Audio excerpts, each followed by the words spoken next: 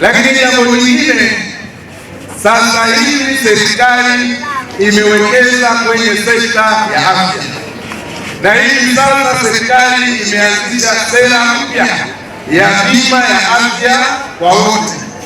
Wakati naingia hapa, nimemwona mtani wangu mmoja Msukuma amefunga hili kubwa kabisa. Nikajiuliza, hii nini? Bado kati ya hii watu tunatembea na hili.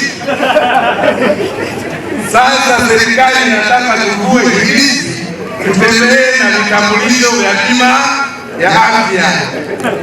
Unapoona una malaria, utaenda kutibiwa bure. Kama wewe una magonjwa zaidi ya 300, bima ya afya utakapokuwa nayo itakutibu.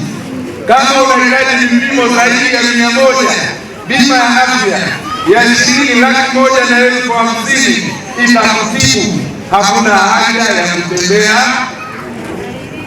Wasukuma, hakuna haja ya kutembea na hizi, kutembea na kipande kadi ya bima. Lakini haina maana kwamba hatutaki waganga wa kienyeji.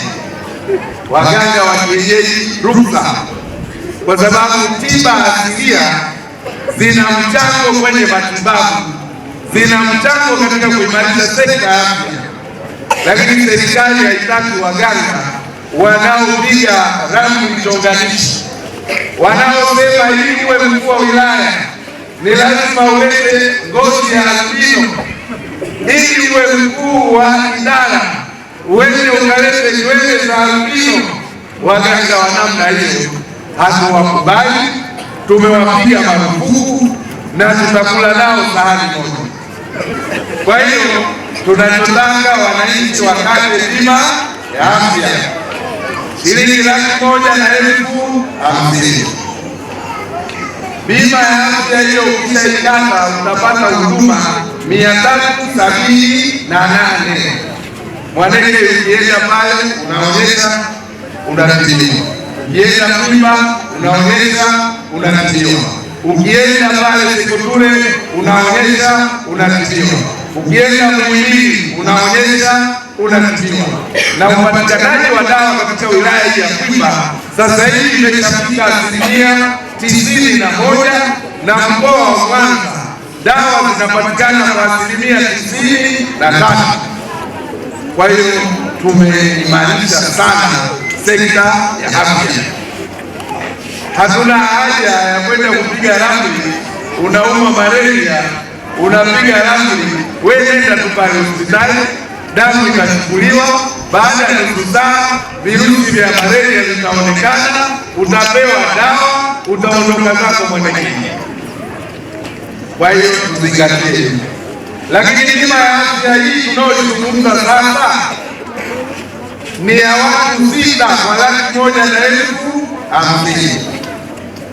Lakini sio lazima muwe mmezaliwa familia moja. Kwa hiyo kama mimi nina mke na watoto wangu wawili, jumla tuko wangapi? 5. Mimi, mke na watoto wawili, tunakuwa 4. Bado watu wangapi?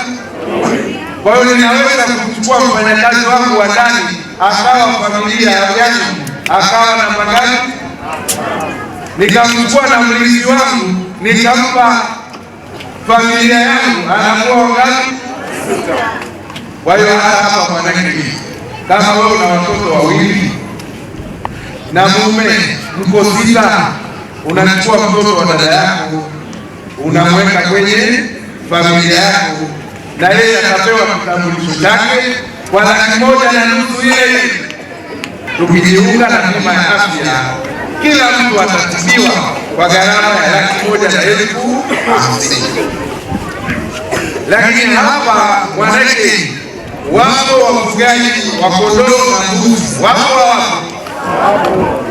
Kama wewe una fedha lakini una kondoo mmoja, kondoo ni 150,000, wewe unampeleka pale kwa mwenyekiti wa kijiji, mwambie nakupa kondoo, waambie serikali wanipe bima ya afya mimi na watu wangu.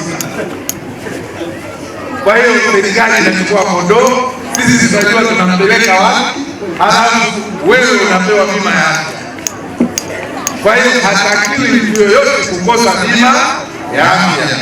Bongo Play TV.